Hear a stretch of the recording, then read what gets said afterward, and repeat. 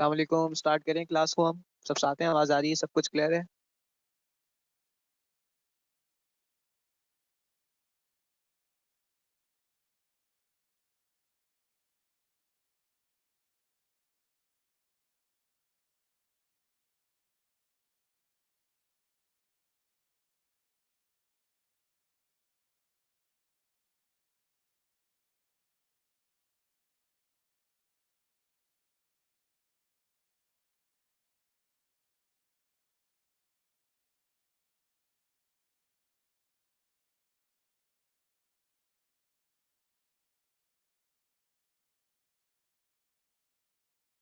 करें, स्टार्ट करें हम या वेट करें?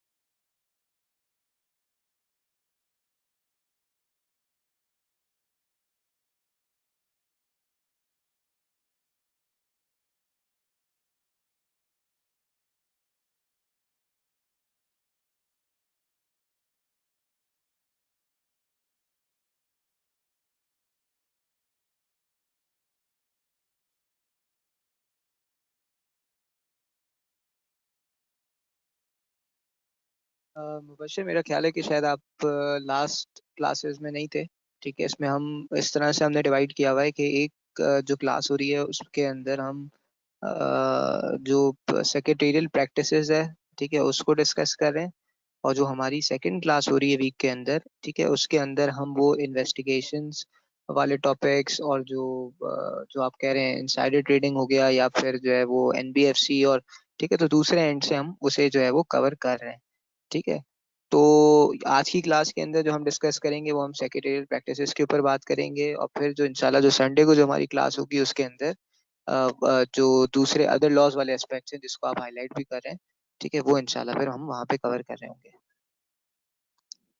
ठीक है, चलें स्टार्ट करते हैं। अच्छा, मुझे मरियम जल्दी से क्विकली बता दें कि हमने लास्ट कौन से जो है वो रेगुलेशन तक कर लिया था डिस्कस।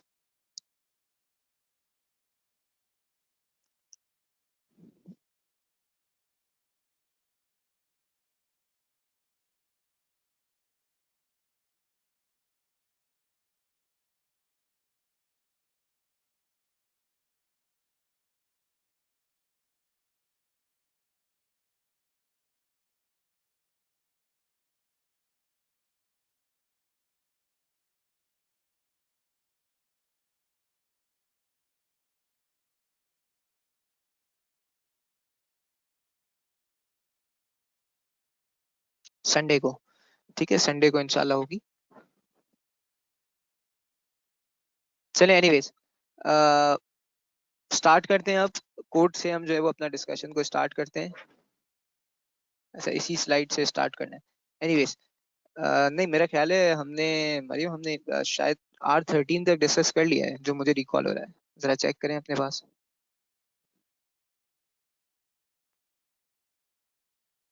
R13 कर लिया ना? ठीक है, तो हम R14 से जो है अपने डिस्कशन को स्टार्ट कर देते हैं।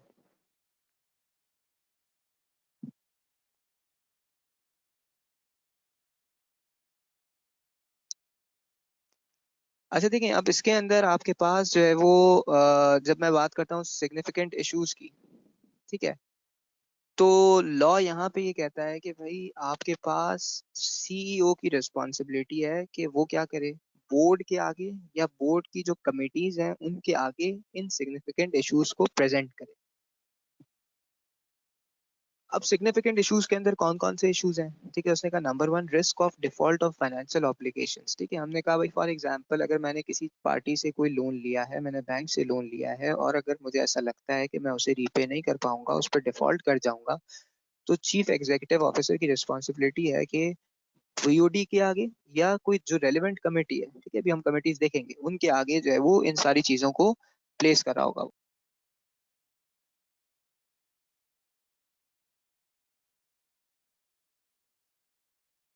अच्छा, फिर इसके बाद जो है उसने कहा नंबर टू, ठीक है, सिग्निफिकेंट इश्यूज में और क्या चीजें हैं, annual plans, cash flows and forecast, ठीक है।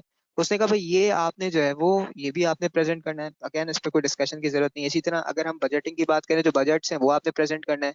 या फिर उसने कहा कि मैटर्स बाय ऑडिट और अदर कमेटी, कोई इस तरह की चीजें हैं कि जो आप समझते हैं कि भाई ऑडिट कमेटी के आगे या किसी और कमेटी के आगे प्रेजेंट होने चाहिए, तो वो आप प्रेजेंट करें। इसी तरह से जो आपके क्वार्टरली ऑपरेटिंग रिजल्ट हैं, याद रहे कि हम बात करें लिस्टेड कंपनी की, तो जो आपके क्वार्टरली रिजल्ट हैं, क्वार्टरली ऑपरेटिंग रिजल्ट्स हैं, वो भी क्या होंगे, वो भी आपके पास जो है वो जो है वो आप क्या करेंगे, उसे प्रेजेंट करेंगे ना। सिग्निफिकेंट इशू है तो हमने कहा ये भी आप प्रेजेंट कर रहे होंगे। इसी तरह से जो इंटरनल ऑडिट रिपोर्ट होगी, जो आपका इंटरनल ऑडिट फंक्शन अभी देखेंगे, वो भी कि आज की क्लास में इंशाल्लाह कोड कोशिश करेंगे कि वाइंड अप कर दें, ठीक है। तो इंटरनल ऑडिट जो फंक्शन है वो रिपोर्ट प्रेजेंट करेगा, वो आप प्रेजेंट करें। इसी तरह management letter by external auditor, ठीक है, अभी आप एक्सटर्नल ऑडिट फंक्शन के अंदर ही हैं, आप जानते हैं कि मैनेजमेंट लेटर दिया जाता है एक्सटर्नल ऑडिटर की तरफ से, ठीक है, मैनेजमेंट को, तो वो आप प्रेजेंट करेगा सीईओ बोर्ड के आगे।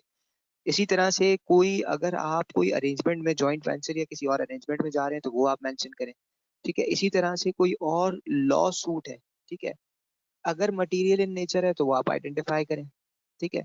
इसी तरह से अगर मैं बात करता हूँ कोई एप्लीकेशन या चेंज इन लॉ हो रही है, ठीक है, तो वो आप बताएंगे भाई फॉर एग्जांपल कंपनीज एक्ट जब चेंज हुआ, तो उस केस के अंदर कंपनीज ऑर्डिनेंस से कंपनीज एक्ट में आया, तो ये चीज जो है वो आप बताएंगे। अगर आईएफआरएस के अंदर या किसी और रेगुलेशन के अंदर कोई चेंज आया है जो आपकी कंपनी को इम्पैक्ट करता है, तो वो आप जो है वो सिग्निफिकेंट इशू के तौर पे जो है वो उसे आप प्रेजेंट कर रहे होंगे।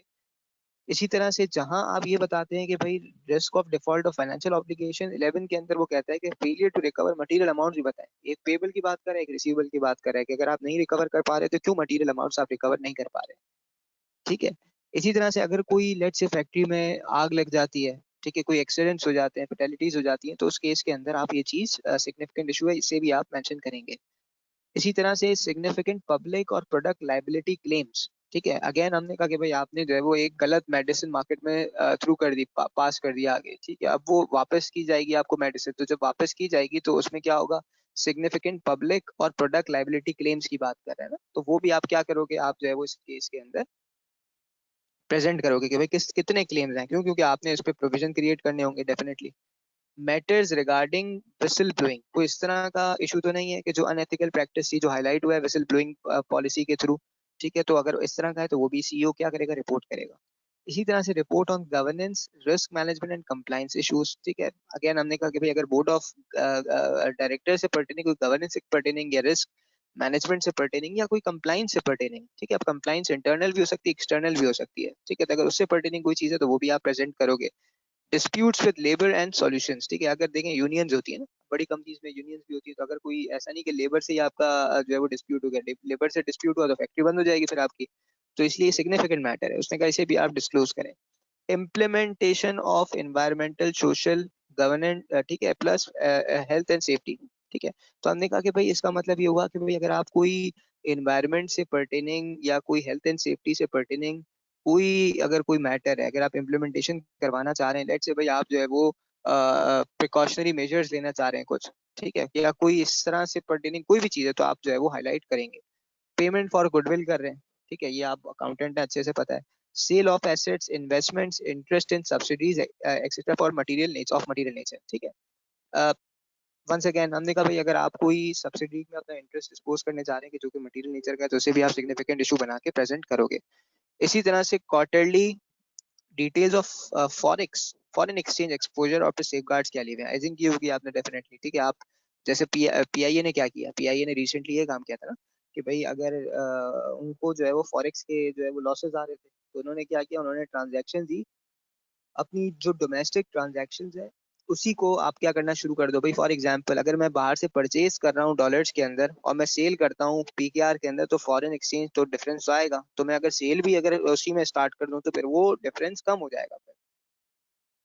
तो ये सारी चीजें हैं, उसने कहा ये सिग्निफिकेंट इश्यूज हैं, ये क्या करेंगे आप इसे डिस्क्लोज कर रहे होंगे। फिर उसने कहा रिलेटेड पार्टी ट्रांजैक्शंस की अगर मैं बात करता हूँ, रिलेटेड पार्टी ट्रांजैक्शंस के अंदर क्या हमने कहा भाई ये कहाँ प्लेस होंगी, प्लेस बिफोर ऑडिट कमेटी, ठीक है, upon recommendations of board of directors for review and approval, ठीक है, बिफोर जनरल मीटिंग, ठीक है। अगेन हमने कहा कि भाई अगर कोई आरपी ट्रांजैक्शन है तो आप इसको किसके आगे प्लेस करोगे, ऑडिट कमेटी के आगे प्लेस करोगे। अगर वो गो अहेड देंगे तो फिर किसके पास जाएगा, बीओटी के पास जाएगा रिव्यू और अप्रूवल के लिए, ठीक है। अगर सारे डायरेक्टर्स या majority of the directors interested हो, ये बात पहले आप पढ़ चुके हो, तो उस केस में मैटर किसके पास जाता है, जनरल मीटिंग के पास जाता है, फिर बीओटी के पास नहीं जाएगा। क्यों? क्योंकि फिर वो तो कॉन्फ्लिक्ट हो जाएगा ना, एक बंदे का इंटरेस्ट है, आप सबका इंटरेस्ट है, तो फिर उसके पास आप इनके पास प्रेजेंट नहीं कर सकते इस चीज को, ठीक है। एनीवेज, अच्छा फिर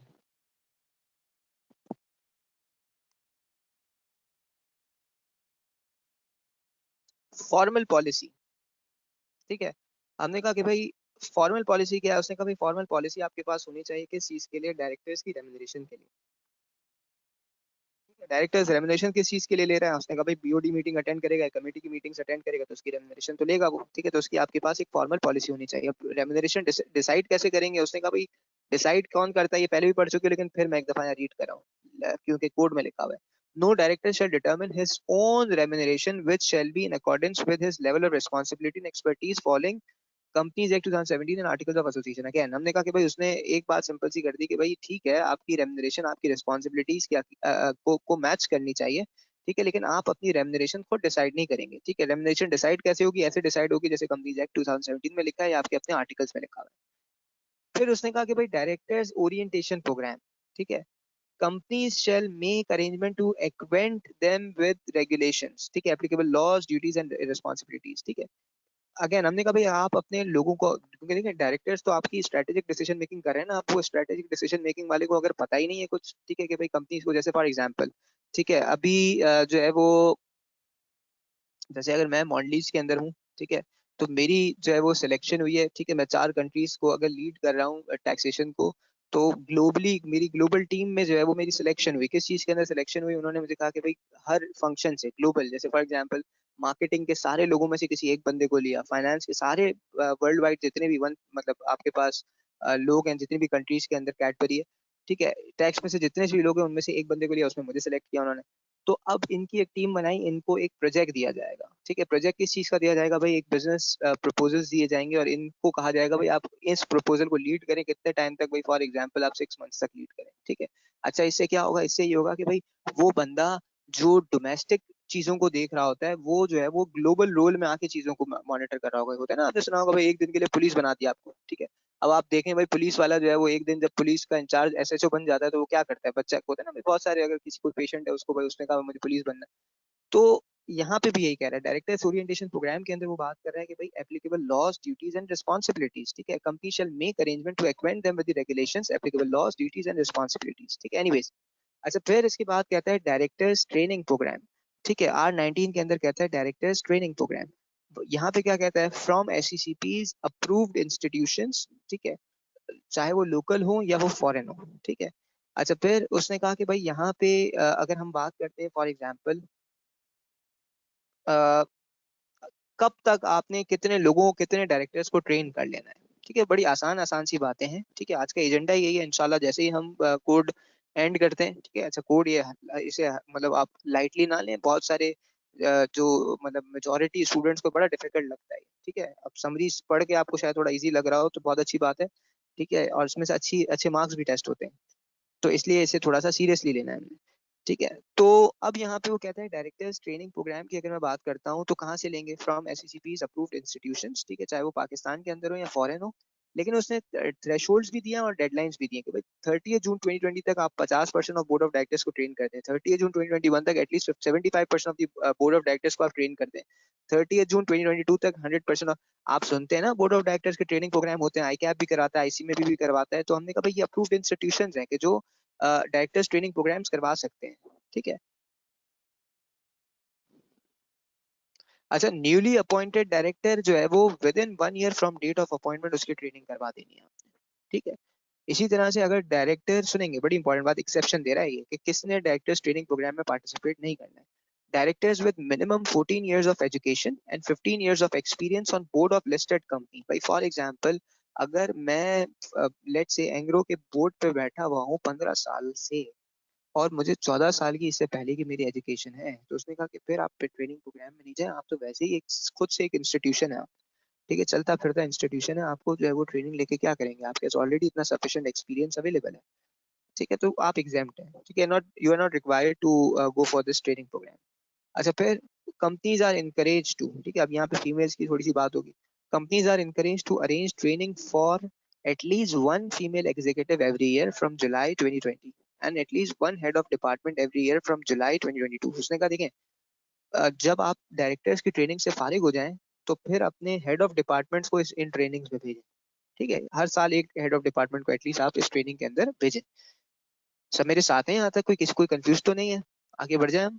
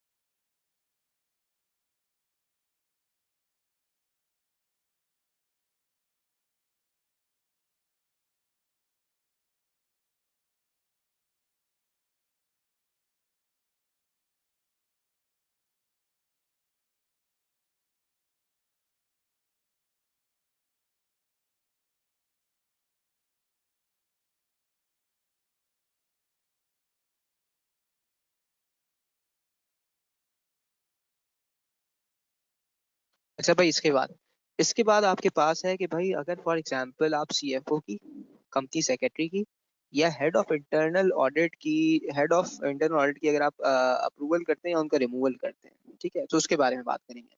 तो उसने कहा भाई अगर आप सीएफओ की, कंपनी सेक्रेटरी की, हेड ऑफ इंटरनल ऑडिट की अगर अप्रूवल कौन करेगा? उसने कहा board of directors. Remuneration terms और इनके रिन्यूअल के कॉन्ट्रैक्ट्स के ऊपर डिसाइड डिसीजन मेकिंग कौन लेगा? बोर्ड ऑफ डायरेक्टर्स देंगे। इसी तरह जो है वो इनको हटा कौन सकता है? उसने कहा जो आने वाला है वही हटाएगा। उसने कहा कौन हटाएगा? बोर्ड ऑफ डायरेक्टर्स हटाएंगे। लेकिन हेड ऑफ इंटरनल ऑडिट के से रिलेटेड उसने कहा कि बोर्ड ऑफ डायरेक्टर्स उसे ला तो सकते हैं, लेकिन हटा अपनी मर्जी से नहीं सकते। हटा किसकी मर्जी से सकते हैं? Only on the recommendation of the audit committee, ठीक है। सब मेरे साथ हैं? चलें, वेरी गुड। अच्छा, फिर इसके बाद आपके पास है क्वालिफिकेशंस के ऊपर अब बात करेंगे थोड़ी सी, कि भाई ये जो सीएफओ है, ये जो हेड ऑफ इंटरनल ऑडिट है, इनकी क्वालिफिकेशंस क्या होंगी, ठीक है, इन्होंने कितना जो है वो एजुकेशन ली है, कितना इन्होंने जो है वो फॉर एग्जांपल एक्सपीरियंस है।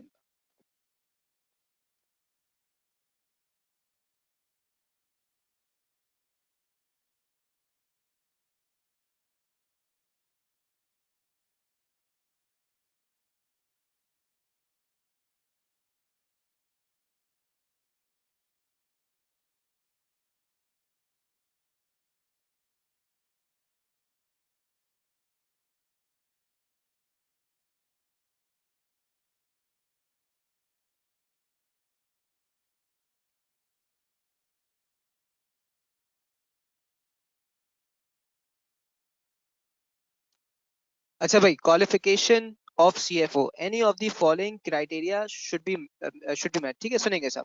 देखिए भाई, उसने कहा not less than 3 years managerial experience होना चाहिए, फाइनेंस का या ऑडिट का। ठीक है, साथ में आप क्या हो, साथ में आप मेंबर हो आई कैप की आईसी में भी के। ठीक है, या फिर 5 साल का आपका मैनेजरियल एक्सपीरियंस हो और साथ में आप क्या हो, member professional body of accountants equivalent to post graduate by HEC. ठीक है, हायर एजुकेशन कमीशन। ठीक है, फॉर एग्जाम्पल आपने एमबीए किया हुआ, ठीक है, और या फिर आप क्या है कि आप फिफा या इस तरह की किसी बॉडी के मेंबर हैं। ठीक है, एसीसीए किया हुआ है आपने। ठीक है, या फिर आप post graduate degree in finance from university in Pakistan. ठीक है, आप एमबीए फाइनेंस किया हुआ है आपने, या फिर इक्विवेलेंट रिकग्नाइज्ड और अप्रूव बाय एचईसी। ठीक है, इसी तरह उसने कहा भाई 7 इयर्स का आपका मैनेजरियल एक्सपीरियंस है, और साथ में देखें जितना कम एक्सपीरियंस होगा उतनी जो है वो, मतलब जितना आपकी कम लेवल की एजुकेशन होगी उतना एक्सपीरियंस बढ़ा रहा है वो। ठीक है, उसने कहा भाई 7 साल का आपका एक्सपीरियंस जो है वो अगर है, और साथ में आपके पास डिग्री किस चीज की है, डिग्री फ्रॉम लोकल और फॉरेन यूनिवर्सिटी। ठीक है, इक्विवेलेंट टू ग्रेजुएट डिग्री, अब ग्रेजुएट पे आ गया ना, पहले पोस्ट ग्रेजुएट की बात कर रहा था। रिकग्नाइज्ड और अप्रूव बाय एचईसी। ठीक है, अच्छा फिर वो कह रहा है कि भाई आप एग्जेम्प्टेड होंगे। ठीक है, एग्जेम्प्टेड फ्रॉम क्वालिफिकेशन क्राइटेरिया, यानी सीएफओ को ये क्राइटेरिया फुलफिल करने की जरूरत नहीं है। कब? कि जब वो एटलीस्ट 15 ईयर से सीएफओ है किसी लिस्टेड कंपनी का, यानी अगर कोई पीआईए का सीएफओ है 15 ईयर से, ठीक है, कोई एंग्रो का सीएफओ है 15 ईयर से, या किसी भी लिस्टेड कंपनी का, तो उस केस में he is not required to fulfil this criteria. ठीक है, इसके बाद qualification of head of internal audit. ठीक है, या क्वालिफिकेशन ऑफ इंटरनल ऑडिटर। ठीक है, any of the following criteria. उसने कहा भाई 3 साल का एक्सपीरियंस हो, साथ में मेंबर हो आई कैप का या आईसीबीपी का। 5 साल का एक्सपीरियंस हो, साथ में सीआईए हो। ठीक है, मतलब सर्टिफाइड इंटरनल ऑडिटर हो, सीएफई हो। ठीक है, सर्टिफाइड फ्रॉड एग्जामिनर हो, सीसा हो। ठीक है, या फिर मेंबर हो किसी रेलिवेंट प्रोफेशनल बॉडी का। ठीक है, या ठीक है, साथ में पोस्ट ग्रेजुएट डिग्री उसने ली हुई, पोस्ट ग्रेजुएट डिग्री वही एमबीए फाइनेंस वगैरह की बातें कर रहा है, फ्रॉम यूनिवर्सिटी। ठीक है, और साथ में एचईसी से रिकग्नाइज्ड भी हो। ठीक है, ऊपर और नीचे वाला क्राइटेरिया ऑलमोस्ट सिमिलर है, सिवाय ये सीसा और सीएफई वगैरह के। फिर कह रहे हैं 7 साल का कम से कम एक्सपीरियंस हो, और आपने लोकल या फॉरेन यूनिवर्सिटी से ग्रेजुएशन की डिग्री ली हुई हो। पहले पोस्ट ग्रेजुएट की बात कर रहे हैं, आप ग्रेजुएशन की बात कर रहे हैं।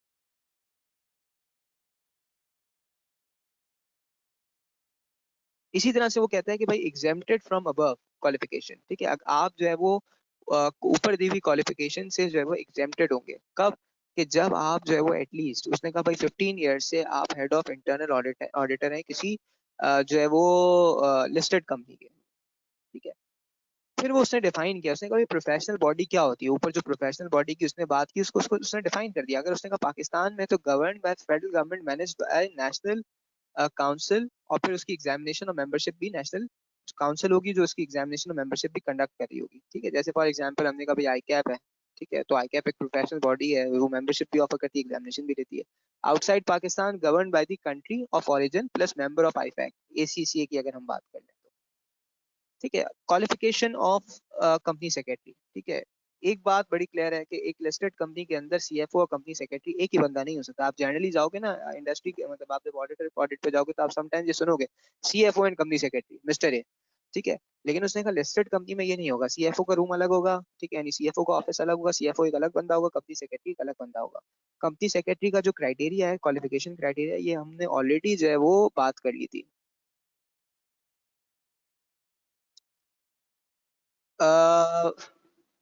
मरियम थोड़ा सा वेट कर लें, थोड़ा सा वेट कर लें। मैं टोटली इस बात को आपकी जो है वो अंडरस्टैंड करता हूँ। ठीक है, मैंने इसको पोर्टल पे अपलोड करवाना है। ठीक है, थोड़ा सा मुझे टाइम दे दे, मैं इसको डेफिनेटली जो है वो करवाता हूँ।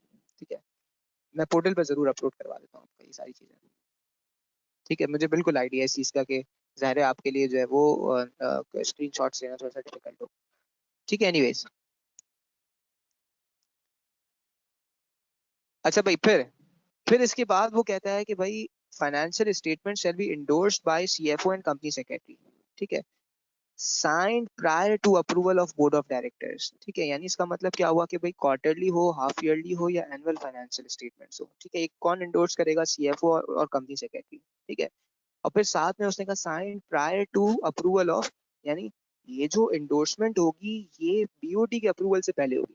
पहले ये लोग जाहिर सी बात है, जिसने मतलब जिसने प्रिपरेशन की है वो पहले साइन करेगा, फिर बोर्ड ऑफ डायरेक्टर्स के साथ जाएगा ना। अच्छा भाई, इसके बाद ठीक है, घबरा तो नहीं रहे भाई, सब साथ है ना मेरे?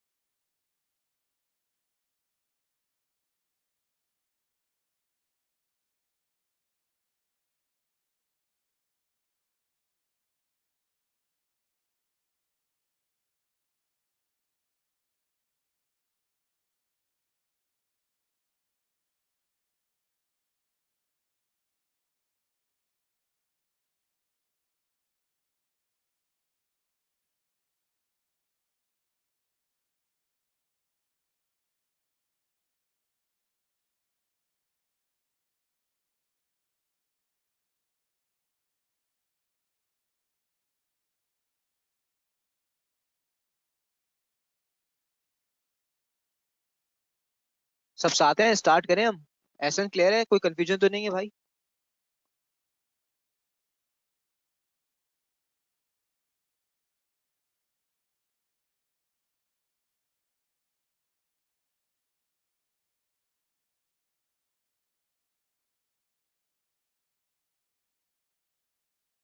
अच्छा जी। इसके बाद ऑडिट कमेटी की अगर हम बात करें, ठीक है, एक्सटर्नल ऑडिटर, सॉरी। ठीक है, एक्सटर्नल ऑडिटर की अगर हम बात करें तो हमने कहा कि भाई एक्सटर्नल ऑडिटर के केस के अंदर पहले तो आपने जो है वो हमने कहा भाई साइन करवाना है, वो किससे करवाना है देख लिया। ठीक है, उसने कहा कि भाई देखो, एक्सटर्नल ऑडिटर के ऑडिट की रिस्पॉन्सिबिलिटी किसकी है करवाने की? सीईओ और CFO responsible for annual and financial statements are standalone consolidated हो, ये इनकी जिम्मेदारी है कि एक्सटर्नल ऑडिटर से ऑडिट करवाएं। फिर इनिशियल करवाएंगे आप कब? ठीक है, पहले इनिशियल करवाएंगे, उसके बाद आप ऑडिट कमेटी में और बोर्ड ऑफ डायरेक्टर्स के पास जो है वो आपने पढ़ा था ना कि भाई बीओडी के पास अकाउंट्स प्रेजेंट होते हैं, तो बीओडी से पहले ऑडिट कमेटी के पास जाते हैं लिस्टेड कंपनी के केस के अंदर। और लिस्टेड कंपनी के पास जाने से पहले इनिशियल करवाएंगे। किससे इनिशियल करवाएंगे? एक्सटर्नल ऑडिटर से। और ये रिस्पॉन्सिबिलिटी किसकी है? सीईओ की और सीएफओ की। ठीक है, चाहे वो स्टैंड अलोन फाइनेंशियल स्टेटमेंट्स हो, यानी एक कंपनी के अकेले हो, या कंसोलिडेटेड फाइनेंशियल स्टेटमेंट्स हो। फिर इसके बाद हम बात करेंगे ऑडिट कमेटी की, सुनेंगे सब। ठीक है, ये थोड़ा सा इंटरेस्टिंग एरिया भी है। ठीक है, इससे क्वेश्चंस भी आ जाते हैं। अच्छा देखें, ऑडिट कमेटी के अंदर उसने कहा कि भाई मैंडेटरी है कि कॉन्स्टिट्यूट होगी। ठीक है, कौन करेगा? Board of directors. रिक्वायरमेंट्स क्या है? कि नॉट लेस देन 3 मेंबर्स, जिसमें से नॉन एग्जीक्यूटिव डायरेक्टर्स होंगे सारे, लेकिन not less then 1 independent director भी होगा। ठीक है, यानी एटलीस्ट 1 इंडिपेंडेंट हो। ठीक है, और एटलीस्ट आपके पास 3 मेंबर्स इसमें ऑडिट कमेटी में होने चाहिए, एग्जीक्यूटिव डायरेक्टर्स नहीं होंगे। इसी तरह से उसने कहा भाई चेयरमैन ऑडिट कमेटी जो है वो कौन होगा? इसको लीड कौन करेगा? चेयर कौन करेगा? इंडिपेंडेंट डायरेक्टर लीड करेगा। ठीक है, who should not be the chairman of board of directors. ठीक है, एक ऑडिट का देखो, बोर्ड ऑफ डायरेक्टर्स क्या करते हैं कि सारा काम खुद तो नहीं कर सकते, तो वो अपने ही अंडर ग्रुपिंग, जैसे आई कैप है, आई कैप की काउंसिल सेलेक्ट होती है ना, तो आई कैप की काउंसिल क्या करती है कि अपने आप को कमिटीज में डिवाइड कर देती है। एक फिस्कल लॉ कमेटी, एक बेनिवोलेंट कमेटी, एक एजुकेशन कमेटी, एक एग्जामिनेशन कमेटी है। डिफरेंट कमिटीज बना देती है। लाइकवाइज बोर्ड ऑफ डायरेक्टर्स भी क्या करते हैं, एक एचआर कमेटी बना देते हैं, एक नॉमिनेशन कमेटी बना देते हैं, एक रिस्क एंड मैनेजमेंट कमेटी बना देते हैं, एक ऑडिट कमेटी बना देते हैं। हमने कहा भाई इस कमेटी की कॉम्पोजिशन की बात की जा रही है। अब वो कह रहे हैं कि जो बंदा चेयरमैन होगा ऑडिट कमेटी का वो इंडिपेंडेंट होगा, लेकिन ही शिल not be chairman of board of directors. ठीक है। फिर उसने कहा इसमें से एटलीस्ट एक बंदा ऐसा होगा जो फाइनेंशियली लिटरेट होगा। ठीक है। फाइनेंशियली लिटरेट का क्या मतलब है, फाइनेंशियल अवेयरनेस रखता होगा, उसको उसने डिस्क्राइब भी कर दिया नीचे। फिर उसके बाद उसने कहा सेक्रेटरी ऑफ ऑडिट कमेटी क्या होगा, इधर कंपनी सेक्रेटरी होगा या हेड ऑफ इंटरनल ऑडिट होगा। सेक्रेटरी जो आपके पास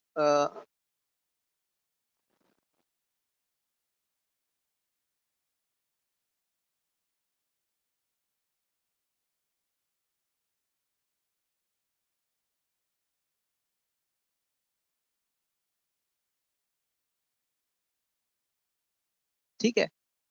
फिर उसने कहा फाइनेंशियल लिटरेट को जरा डिस्क्राइब करते हैं। फाइनेंशियल लिटरेट क्या है, member of recognised body of professional accountants और professional post graduate degree in finance. ठीक है, या फिर रिकॉग्नाइज्ड बाय एचएससी। साथ में उसने कहा not less than 10 years of experience as audit committee member, या फिर 20 years का एक्सपीरियंस हो as senior management in overseeing the financial audit related matters. ठीक है। इनमें से कोई एक भी क्राइटेरिया फुलफिल हो जाए, वो फाइनेंशियल रिलेटेड है, वो बंदा जो है मेंबर बन सकता है ऑडिट कमेटी का। अच्छा, फिर उसने कहा कि भाई और भी मैंडेटरी कुछ रिक्वायरमेंट्स हैं। Requirements for meeting of audit committee, सुनेंगे, not less than one every quarter. ठीक है, यानी एटलीस्ट एक मीटिंग करनी है आपने हर क्वार्टर के अंदर, prior to approval of interim results of board by board of directors. और फिर साथ में after end of external audit, यानी एक मीट मतलब आप देखें, जब इंटरिम रिजल्ट्स की अनाउंसमेंट्स की बात करते हैं तो बोर्ड ऑफ डायरेक्टर्स की मतलब ऑडिट कमेटी की मीटिंग कब होगी, ठीक है, prior to approval of interim results by POD. ठीक है, क्यों, क्योंकि भाई यहाँ पे वो रिजल्ट्स प्रेजेंट होंगे फिर बीओडी के पास जाएंगे ना। इसी तरह उसने कहा भाई आपने एक्सटर्नल ऑडिट के बाद भी एक मीटिंग अरेंज करनी है। ठीक, ऑडिट कमेटी मीटिंग करनी है, अभी नीचे आएगा। On request of external auditor, head of internal audit और चेयरमैन ऑफ ऑडिट कमेटी। ठीक है, पहली बात तो ये थी कि भाई हर क्वार्टर में एक कर लें एटलीस्ट। दूसरा क्या है कि रिक्वेस्ट पे करें, किसकी रिक्वेस्ट पे, एक्सटर्नल ऑडिटर की, हेड ऑफ इंटरनल ऑडिट की, या फिर चेयरमैन ऑफ ऑडिट कमेटी की रिक्वेस्ट पे करें। फिर नंबर 3 कह रहा है कि भाई head of internal audit plus external auditor. ठीक है, एक्सटर्नल ऑडिटर कौन है, हमने कहा एंगेजमेंट पार्टनर या कोई और पार्टनर, अगर वो पार्टनर ना आया हो, if issues relating to accounts and audit are to be discussed। ठीक है, यानी इसका मतलब क्या हुआ कि भाई हेड ऑफ इंटरनल ऑडिट और एक्सटर्नल ऑडिटर हर उस मीटिंग के अंदर प्रेजेंट होंगे जिसके अंदर अकाउंट्स और ऑडिट रिलेटेड मैटर्स को डिस्कस किया जाएगा। ठीक है, फिर इसके बाद वो कहता है कि भाई CEO and CFO can not be member of audit committee, can only attend if invited bye audit committee. ठीक है, ऑब्वियसली हमने कहा कि भाई सीईओ, क्योंकि देखिए यहाँ तो ऑडिट के अंदर क्या होता है कि आप पुलिस वाला काम करते हैं ना। ठीक है, एसएचओ वाला काम करेंगे आप, तो अब उस केस के अंदर उन्हीं लोगों को अगर आप इंचार्ज बना दें खुद, जिन्होंने मतलब सेल्फ रिव्यू थ्रेट आ जाएगा इसके अंदर फिर। इसी तरह उसने कहा भाई एटलीस्ट वंस एवरी ईयर क्या करना है, आपने एक्सटर्नल ऑडिटर के साथ मुलाकात करनी है without CFO and head of internal audit. क्यों, क्योंकि हो सकता है ये सारे मिलके एक साथ एक दूसरे की बुराई ना कर सकें, एक दूसरे की कंप्लेंट्स ना कर सकें, एक दूसरे के इश्यूज ना बता सकें, तो अलग अलग मिले। फिर उसने कहा at least once every year meet head of internal audit and other members of internal audit function without CFO and external auditor. ठीक है, यानी एक दफा एक्सटर्नल ऑडिटर के साथ मिलो बगैर किसी के, एक दफा इंटरनल ऑडिटर के साथ मिलो बगैर किसी और के। ठीक है, इसी तरह से उसने कहा भाई एक और चीज मैंडेटरी है। मैंडेटरी क्या, terms of reference of audit committee shall be determined bye the board of directors. ठीक है, टर्म्स ऑफ रेफरेंस क्या है कि भाई चलेगी किस तरह से, काम कैसे करेगा, परफॉर्म कैसे करेगी। ठीक है, फिर वो कहता है कि भाई एक और चीज मैंडेटरी है, वो क्या है, board of directors shall provide adequate resources and authorities to audit committee, TOR shall include. ठीक है, आपने क्या करना है, आपने adequate resources and authorities provide करनी ऑडिट कमेटी को। अब उसके अंदर आपके जो टीओआर होंगे वो क्या होंगे, उसने कहा number 1, measures to safeguard company's assets, number 2, review annual and interim financial statement of company prior to approval of board of directors। ठीक है, ऑब्वियसली हमने कहा भाई आप इस तरह के मेजर्स लें जिससे कंपनी के एसेट्स को प्रोटेक्शन मिल सके, ऐसा ना हो कि कंपनी के एसेट्स लॉस्ट हो जाएं, डिस्ट्रॉय हो जाएं, थेफ्ट हो जाएं। Number 2, review of annual plus interim financial statement of company prior to approval of board. ठीक है, ऑब्वियसली हमने कहा पहले ये रिजल्ट्स को अप्रूव करेंगे, उसके बाद ऑडिट कमेटी अप्रूव करती है, फिर कहाँ जाता है मैटर, फिर पीओडी के पास जाता है। इसी तरह से review announcement of result before external communication. अगर आप कोई फाइनेंशियल रिजल्ट्स अनाउंस करने जा रहे हैं तो पहले उसे ऑडिट कमेटी रिव्यू करेगी, उसके बाद आप एक्सटर्नल कम्युनिकेशन कर सकते हो। इसी तरह से facilitate external audit and discussion with external auditors. ठीक है, ये भी इनका एक काम है कि भाई एक्सटर्नल ऑडिटर ऑडिट को फैसिलिटेट करवाना और ऑडिटर्स के साथ कम्युनिकेशन करना। इसी तरह से review management letter by external auditor and management responses. ठीक है, coordination between internal and external auditor. ठीक है, ये भी इनका काम है। इसी तरह से review scope of internal auditor and monitor them. ठीक है, अगेन हमने कहा कि भाई आपने क्या करना है कि भाई रिव्यू करना है स्कोप ऑफ इंटरनल ऑडिटर, साथ में क्या करना है इसको मॉनिटर। ठीक है, कि इनका क्या काम होगा, किस तरह से परफॉर्म करेंगे, किस तरह से सारी चीजें मॉनिटर की जाएंगी। फिर इसके बाद कहता है consider major findings of internal investigations, fraud, corruption etcetera. भाई फॉर एग्जांपल आपकी कंप्लाइंस फंक्शन है ना, उसने हाईलाइट किया होगा। ठीक है, तो अगर कोई इस तरह की रिपोर्टिंग्स आती है, फाइंडिंग्स आती है, तो आप उसको अंडर कंसिडरेशन लेके आएंगे। Ascertain internal controls are adequate and effective. ठीक है, अगेन हमने कहा कि आपको ये बात अच्छे से पता है कि आप कंट्रोल्स देखते हैं। ठीक है, तो इंटरनल कंट्रोल्स के एडिक्वेट है, इफेक्टिव है, ये किसको देख कौन देखेगा? ये बीओडी से पहले जो है वो कौन देखता है? हमने कहा ये काम है ऑडिट कमेटी का। अच्छा, फिर उसने कहा कि भाई आपके पास review of companies statement on internal control system and review of internal audit reports. ठीक है, इसी तरह से instituting special projects on matters specified by board of directors. ठीक है, अगेन हमने कहा कि भाई अगर आप जो है वो कोई स्पेशल प्रोजेक्ट स्टार्ट करने लगे हैं, ठीक है, तो उसको अगर किसी मैटर पर डायरेक्शंस दिए बोर्ड ऑफ डायरेक्टर्स ने कि भाई ये प्रोजेक्ट आपने ओवरसी करना है, तो फिर ऑब्वियसली आप उसको मॉनिटर कर रहे होगे।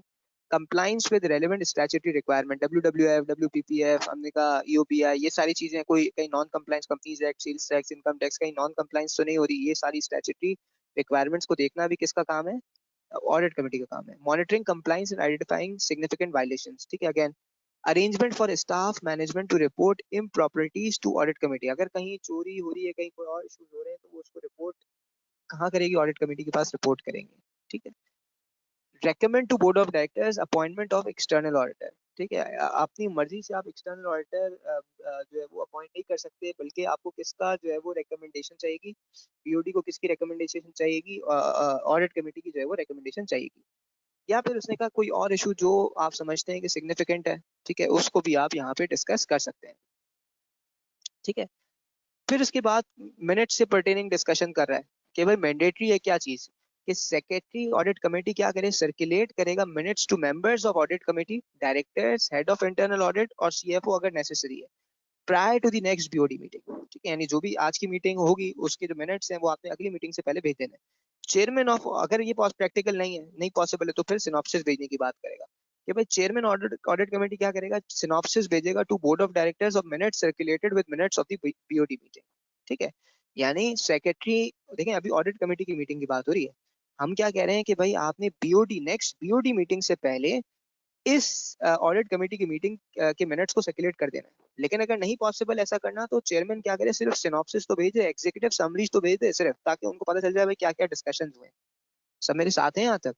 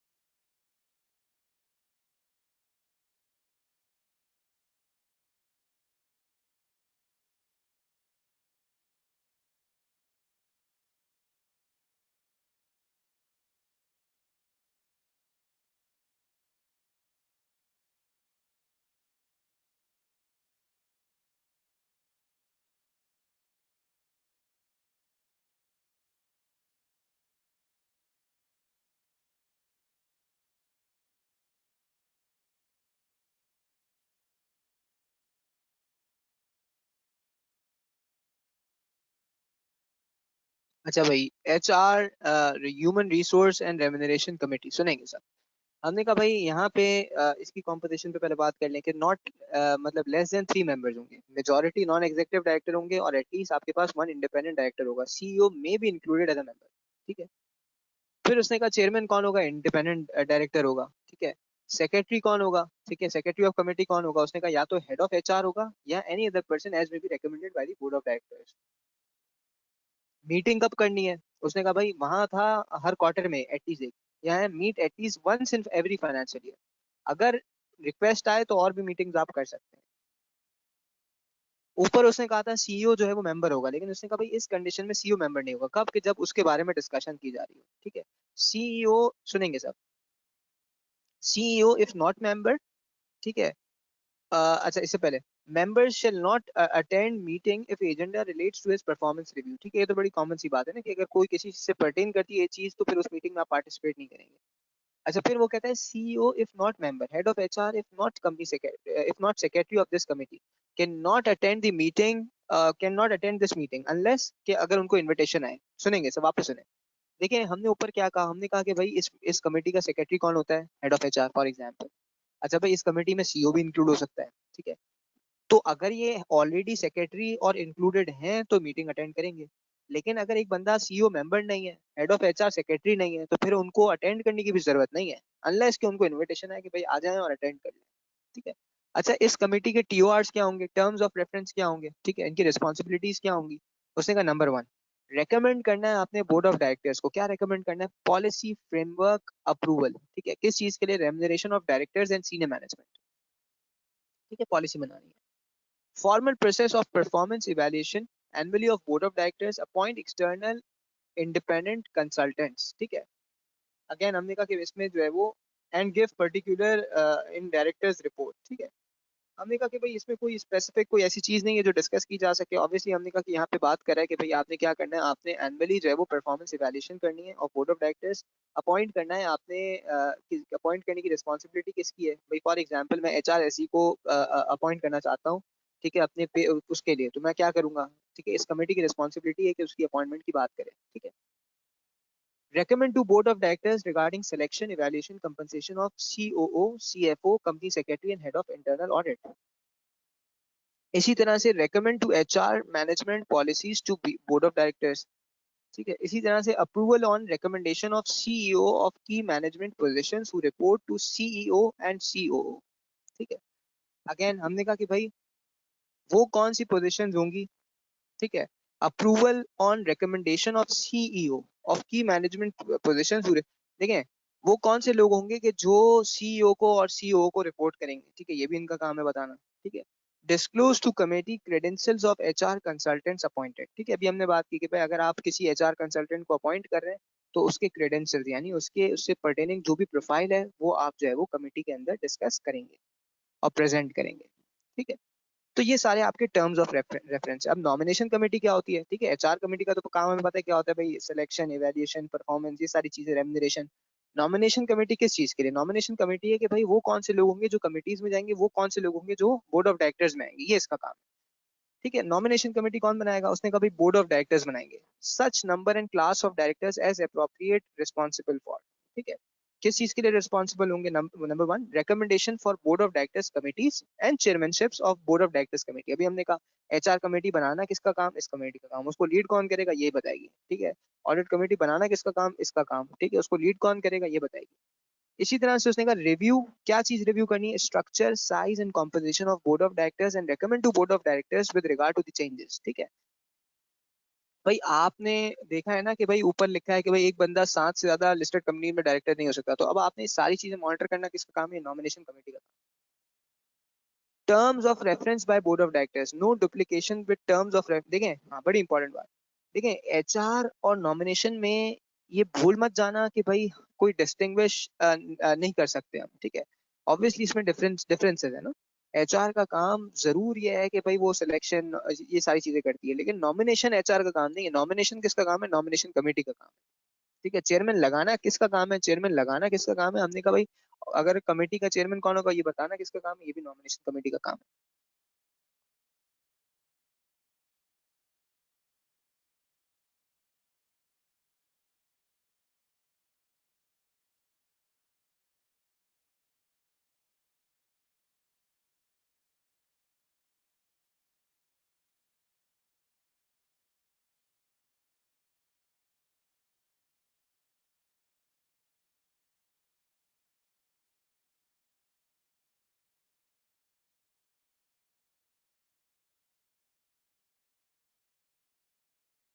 ठीक है। अच्छा फिर रिस्क मैनेजमेंट कमेटी।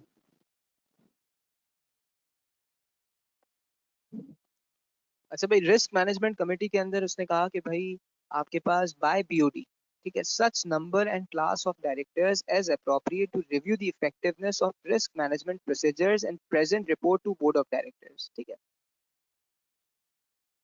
इसका मतलब क्या हुआ, हमने कहा कि भाई इस केस के अंदर आपके पास रिस्क मैनेजमेंट कमेटी का काम क्या है। हमने कहा पहली बात कॉम्पोजिशन पे बात कर लें कि बनाएगी कौन, बोर्ड ऑफ डायरेक्टर्स बनाएंगे। Number and class of directors as appropriate to review the effectiveness of risk management procedures and present report. देखिए, आपकी कंपनी का रिस्क एपेटाइट कितना है, ठीक है, आप किस तरह के इंटरनल कंट्रोल्स आपने रखे हैं, ठीक है, आपने किस तरह के जो है वो, अगर कोई फ्रॉड हो जाए तो उसको किस तरह से आप जो है वो कंट्रोल करेंगे। ठीक है। तो हमने कहा ये काम किसका है? ये काम है इनका। टीओआर इनके क्या है? रिव्यू ऑल मटेरियल कंट्रोल्स, ठीक है, risk mitigation measures, robust and integrity of financial information ensured। ठीक है, किस तरह के आपके पास जो है वो रिस्क मिटिगेशन मेजर है, स्ट्रॉन्ग है नहीं है। Disclosure of companies risk framework and internal control system in directors report. ठीक है, ये भी इनका काम है। अच्छा फिर बात करते हैं composition of internal audit function के ऊपर। एक मिनट रुक जाएगा प्लीज।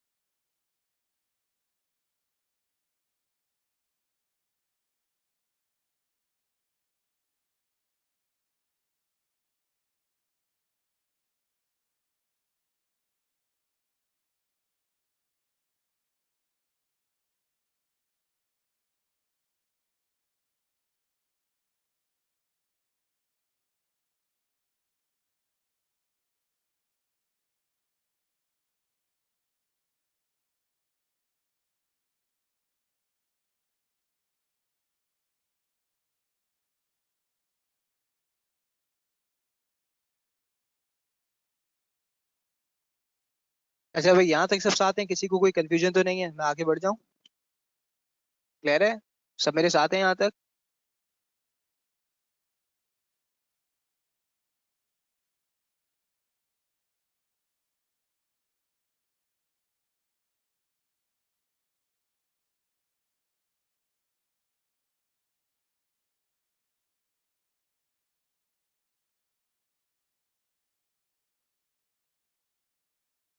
अच्छा जी, सुनेंगे। Composition of internal audit function, ठीक है, ऑब्वियसली उसने कहा it shall be in every company, number one. ठीक है, ठीक है, लिस्टेड कंपनी की बात हो रही है अभी। हेड ऑफ इंटरनल ऑडिट कौन होगा? उसने कहा भाई head of internal audit report करेगा functionally to audit committee, administratively to CEO. ठीक है, यानी जो रिपोर्टिंग लाइन होगी काम के हवाले से वो किसको होगी? ऑडिट कमेटी को होगी। ठीक है, लेकिन अपॉइंटमेंट और एडमिनिस्ट्रेशन के हवाले से किसको होगी? मतलब सीईओ को होगी। ठीक है। अच्छा, अप्रेजल कौन करेगा इसका? यानी इनकी इसकी ईयर एंड परफॉर्मेंस रिव्यू कौन देखेगा? उसने कहा चेयरमैन ऑडिट कमेटी और सीईओ मिलके जो है वो इसकी परफॉर्मेंस अप्रेजल कर रहे होंगे। ठीक है। इंटरनल ऑडिट फंक्शन के अंदर नो डायरेक्टर इज अपॉइंटेड। ठीक है, जाहिर है हमने कहा कि भाई ये तो खुद बोर्ड ऑफ डायरेक्टर्स की कमेटी को रिपोर्ट करे तो इसमें डायरेक्टर्स आके बैठ तो नहीं सकते। और इसमें होगा कौन? उसने कहा पूल ऑफ एक्सपर्ट्स होंगे of relevant disciplines, qualified and experience. ठीक है, अलग अलग तरह के लोगों के, क्यों? क्योंकि आपने ऑपरेशंस भी देखने हैं, आपने मार्केटिंग भी देखनी है, आपने जो है वो फाइनेंस भी देखना है, एचआर की भी इंटरनल ऑडिट करना है। तो इसमें डिफरेंट तरह के जो है वो लोग होंगे जिनकी इंटरनल ऑडिट में एक्सपर्टीज हो। फिर उसने कहा भाई इंटरनल ऑडिट फंक्शन जो है वो आउटसोर्स भी हो सकता है और नॉट आउटसोर्स भी हो सकता है। ठीक है, अगर आप आउटसोर्स की बात करते हैं तो आप किसी भी प्रोफेशनल सर्विस फर्म को जो है वो आउटसोर्स कर सकते हैं। ठीक है, लेकिन उसने कहा अपने एग्जिस्टिंग एक्सटर्नल ऑडिटर को या एसोसिएटेड कंपनी के एक्सटर्नल ऑडिटर्स को अपॉइंट नहीं करना। ठीक है, इसी तरह से इंटरनल इसको आउटसोर्स किसको किया जा सकता है? Internal audit staff of holding company. For example Engro polymer जो है वो एंग्रो कॉर्प के एंग्रो पॉलीमर अपना internal audit function Engro Corp के जो स्टाफ है, इंटरनल ऑडिट स्टाफ है, उसको भी आउटसोर्स कर सकती है। लेकिन आपने आउटसोर्स किसे नहीं करना? Full time employ as head. ठीक है। ठीक है, इसका मतलब क्या हुआ? हमने कहा कि भाई अगर आप आउटसोर्स नहीं करना चाह रहे तो फिर इस केस के अंदर क्या होगा? उस केस के अंदर आप एक फुल टाइम बंदा लाके बिठा देंगे जो सीएफओ नहीं होगा। ठीक है, लेकिन जो उसको लीड करेगा। कौन होगा लीड? कौन करेगा? हमने कहा हेड ऑफ इंटरनल ऑडिट। ठीक है, तो या तो आप आउटसोर्स कर दो या आप इंटरनली जो है वो इस फंक्शन को क्रिएट कर दो। फिर उसने कहा कि भाई इंटरनल ऑडिट रिपोर्ट्स की अगर हम बात करते हैं तो shared with external auditor for review. ठीक है, इसी तरह से इंटरनल ऑडिटर क्या करेगा? डिस्कस करेगा क्या चीज? जो भी मेजर फाइंडिंग्स होंगी, ठीक है, जो भी उसने निकाली होंगी वो किससे डिस्कस करेगा? एक्सटर्नल ऑडिटर से तो करेगा, साथ साथ ऑडिट कमेटी से भी करेगा। ठीक है, और फिर ऑडिट कमेटी क्या करेंगी? उन इश्यूज को सिग्निफिकेंट बना के बीओडी के सामने प्रेजेंट करेंगी। ठीक है, इसके बाद हम बात कर लें टर्म्स ऑफ एक अपॉइंटमेंट ऑफ एक्सटर्नल ऑडिटर के ऊपर। ठीक है, कि मैंडेटरी है कि भाई एक्सटर्नल ऑडिटर जो है वो क्यूसीआर रिलेटेड फर्म होगी। ठीक है, registered with audit oversight board of Pakistan. ठीक है, लिस्टेड कंपनी का ऑडिट कर रहे हैं आप, तो सीए फर्म होगी, क्यूसीआर भी होगा, रेटेड होगी। ठीक है, और साथ में आप जो है वो रजिस्टर होंगे किसके पास? Audit oversight board of Pakistan के पास। इसी तरह से उसने कहा कि भाई एक और चीज मैंडेटरी है। मैंडेटरी क्या है? कि एक्सटर्नल ऑडिटर चाहे फर्म हो या पार्टनर हो, ठीक है, आईफैक के जो भी कोड ऑफ एथिक्स हैं जो आईकैप ने अडॉप्ट किए हैं उसकी नॉन कंप्लाइंस ना करता हो, किसी भी कॉन्फ्लिक्ट के अंदर इन्वॉल्व ना हो, जो सेफ गार्ड उसने बताया उसको फॉलो करता हो। ठीक है, ऑडिट के पेपर में आपने पढ़े हैं। फिर इसी तरह से उसने कहा कि भाई बोर्ड ऑफ डायरेक्टर्स रेकमेंड करेंगे किस चीज को? Appointment for 1 year as suggested by audit committee.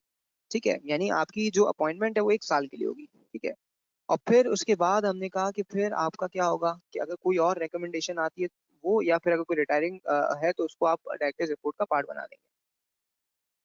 ठीक है, external auditor shall provide no other service than audit including external auditor observes IFAC guidelines। ठीक है, हमने बात कर ली कि IFAC गाइडलाइंस को फॉलो करेंगे, लेकिन उसने कहा कि भाई आप कोई और सर्विस प्रोवाइड नहीं करेंगे। देखिए ऐसा होता है, जैसे फॉर एग्जांपल लिस्टेड कंपनी के अंदर अगर आप फॉर एग्जांपल ऑडिट की सर्विस दे रहे हैं तो फिर आप टैक्स की सर्विस नहीं दे सकते। ठीक है, और ये सारी चीजें IFAC की गाइडलाइंस में भी लिखी हुई है। इसी तरह से उसने कहा कि भाई आप मैनेजमेंट फंक्शंस के अंदर या मैनेजमेंट के डिसीजन मेकिंग के अंदर पार्टिसिपेट नहीं कर सकते। एक्सटर्नल ऑडिटर का काम मैनेजमेंट के डिसीजन मेकिंग नहीं है, इसीलिए आप कहते हैं ना फाइनेंशियल स्टेटमेंट्स आप जो है वो बनाना आपका काम नहीं है। ठीक है, इसी तरह से उसने कहा भाई एक्सटर्नल ऑडिटर और persons involved in external audit shall not be close relative of CEO, CFO, head of internal audit, company secretary या डायरेक्टर। ठीक है, कोई भी बंदा जो एक्सटर्नल ऑडिट पे आया है इंडिपेंडेंस इम्पेयर हो जाएगी अगर आप जो है वो रिलेटिव होंगे तो। ठीक है, ये सारी जो कोड ऑफ एथिक्स की बातें कर रहे हैं यहाँ पे। इसी तरह से एक्सटर्नल ऑडिटर क्या करेगा? मैनेजमेंट लेटर देगा। ऊपर बात की थी ना मैनेजमेंट लेटर की। मैनेजमेंट लेटर देगा किसे देगा? बोर्ड ऑफ डायरेक्टर्स को। कितने डेज के अंदर? Within 45 days of date of audit report. ठीक है, और significant matters communicated to board of directors by external auditor prior to approval of audited accounts by board of directors। ठीक है, external auditor क्या करेगा कि भाई जो भी सिग्निफिकेंट मैटर्स हैं वो कम्युनिकेट करेगा ना बोर्ड ऑफ डायरेक्टर्स को या उनकी बनाई हुई कमेटी को, ऑडिट कमेटी को। आपने पढ़ा था ना ऊपर मीटिंग हो रही है उनके साथ, तो वो it is as good as के बोर्ड ऑफ डायरेक्टर्स से मिल रहा है। अच्छा, फिर रोटेशन ऑफ ऑडिटर्स। ठीक है, मैंडेटरी है कि अगर फाइनेंशियल इंस्टीट्यूशन है तो change of external auditor after 5 years। ठीक है, inter related financial FS financial sector companies जो होंगी appoint same firm of auditors. For example bank Islami है, बैंक इस्लामी का अगर मुदारबा है फॉर एग्जांपल, ठीक है, तो वो क्या करेंगे, हमने कहा भाई एक ही जो है वो आप एक ही ऑडिटर को, एक ही फर्म को अपॉइंट करेंगे एज ऑडिटर। अच्छा, नॉन फाइनेंशियल सेक्टर है तो क्या होगा, चेंज एंगेजमेंट पार्टनर। ये आपको पता है, आप फर्म में, ठीक है, आप एक जगह आप क्या करते हैं, फर्म ही चेंज कर देते हैं, एक जगह एंगेजमेंट पार्टनर चेंज कर देते हैं। ठीक है, लेकिन अगर non manufacturing function, for example Unilever का ऑडिटर आपने कितने टाइम बाद चेंज करना है, उसने कहा नहीं ऑडिटर नहीं, पार्टनर चेंज करना है 5 साल बाद। लेकिन अगर यूनिलीवर का ऑडिट ऑडिट जो है वो एक सोल प्रोप्राइटरशिप फर्म कर रही है तो फिर फर्म हटानी पड़ेगी, क्यों? क्योंकि दूसरा पार्टनर ही नहीं है। ठीक है, इसके बाद आपके पास है डायरेक्टर्स रिपोर्ट।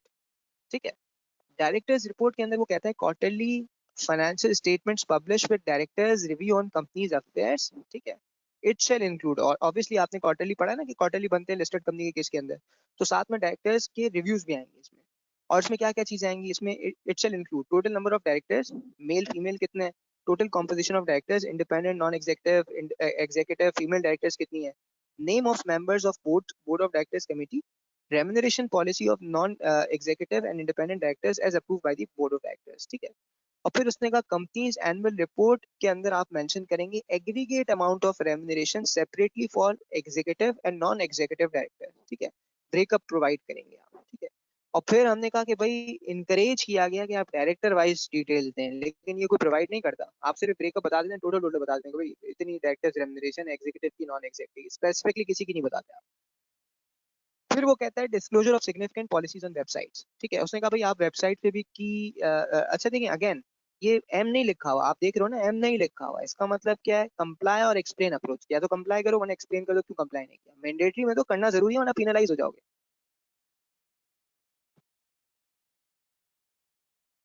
अच्छा भाई, क्या क्या चीजें वेबसाइट पे आएंगी, उसने कहा communication and disclosure policy, code of conduct आएगा, रिस्क मैनेजमेंट पॉलिसी आएगी, इंटरनल कंट्रोल पॉलिसी आएगी, विसल ब्लोइंग पॉलिसी आएगी, और फिर कॉर्पोरेट सोशल रिस्पॉन्सिबिलिटी और एनवायरमेंट वाली पॉलिसीज आएंगी। और साथ में उसने कहा आप टीओआरस भी दे दें। ठीक है, आईकैप की वेबसाइट पे जाएंगे ना तो आईकैप की कमेटी के भी टीओआरस अवेलेबल है, इसी तरह बीओडी के जो टीओआरस हैं वो भी आप दे दें। कौन सी कमेटीज के, ऑडिट कमेटी के, एचआर कमेटी के, नॉमिनेशन कमेटी के और रिस्क मैनेजमेंट कमेटी के। अच्छा, फिर उसने कहा कि भाई आप इस ये सारी जो कंप्लाइंसेस ऊपर बताई हैं उसको एक फॉर्म में, कंप्लाइंस स्टेटमेंट की फॉर्म के अंदर आप डिस्क्लोज कर दें। ठीक है, जैसे रिव्यू कौन करेगा, रिव्यू और सर्टिफाई करेगा एक्सटर्नल ऑडिटर। देखो भाई कि क्या ये जो कोड ऑफ कॉर्पोरेट गवर्नेंस की जो सीसीजी की जो कंप्लाइंसेस हैं वो हुई नहीं हुई, ये कैसे पता चलेगा। उसने कहा कंप्लाइंस स्टेटमेंट देनी है। ठीक है, एनेक्सर ए में जाएंगे तो ये पूरे जिस तरह रेगुलेशंस लिखे हुए हैं उसी तरह ही आपके पास सारी चीजें आ जाएंगी कि हाँ भाई ये कंप्लाइंट है, ये कंप्लाइंट है, सारी चीजें जिस तरह से यहाँ लिखी है वैसी आएंगी वहाँ पे।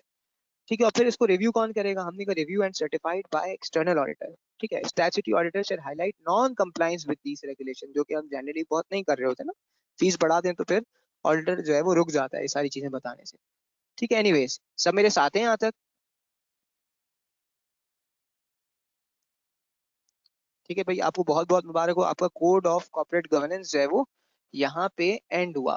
ठीक है, अब जो है वो हम पब्लिक सेक्टर का कोड ऑफ कॉर्पोरेट गवर्नेंस पढ़ेंगे। ठीक है, स्टार्ट करेंगे, लेकिन वो आज की क्लास में नहीं करेंगे। आज की क्लास का हमारा एजेंडा ये था कि हम कोड ऑफ कॉर्पोरेट गवर्नेंस को एंड करें, कोशिश करेंगे इसे लॉ से जरूर जो है वो रीड कर लें। ठीक है, ताकि आपको डिफिकल्टी ना हो। ठीक है, अगर अपडेटेड लॉ चाहिए तो एसईसीपी की वेबसाइट पे अवेलेबल है, नहीं मिलता तो मुझे बताएंगे तो मैं आपको ईमेल कर दूंगा या व्हाट्सएप कर दूंगा। सब मेरे साथ हैं यहाँ तक, किसी को कोई कंफ्यूजन तो नहीं है, क्लियर है सारी चीजें सबको?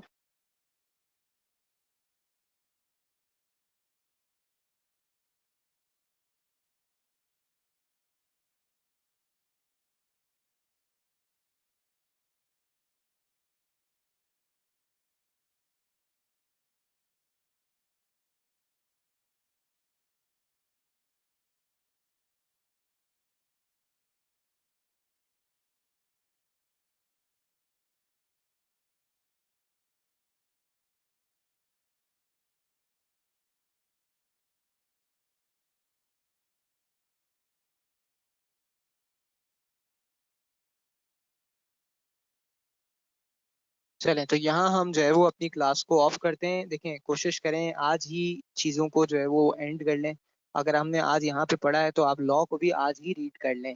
ठीक है, अब हम कोशिश करेंगे कि पीएससी के जो रूल्स करने के बाद पास पेपर्स को प्रैक्टिस कर लें। ठीक है, जितने टॉपिक्स हमने कर लिया अल्हम्दुलिल्लाह उनके पास पेपर्स को भी हम इंशाल्लाह प्रैक्टिस कर लें, ताकि आप एग्जामिनेशन पर्सपेक्टिव में भी साउंड हो जाए। लेकिन उससे पहले, उस वक्त तक जब हम पास पेपर्स पे आए, आप अपनी प्रैक्टिस को ज़रा स्ट्रॉन्ग कर लें। ठीक है, कैसे स्ट्रॉन्ग करेंगे, ये याद कर लें हैंडआउट्स को। ठीक है, जो हमने यहाँ पे नोट्स दिए हैं, ठीक है, इसको अपने रजिस्टर में नोट डाउन करें और साथ साथ जो है वो अपनी बुक को, लॉ को रीड कर लें। ठीक है, एनीवेज यहाँ पे हम क्लास को ऑफ करते हैं। इंशाल्लाह फिर नेक्स्ट क्लास में यहीं से डिस्कशन को कंटिन्यू करेंगे। अल्लाह हाफिज।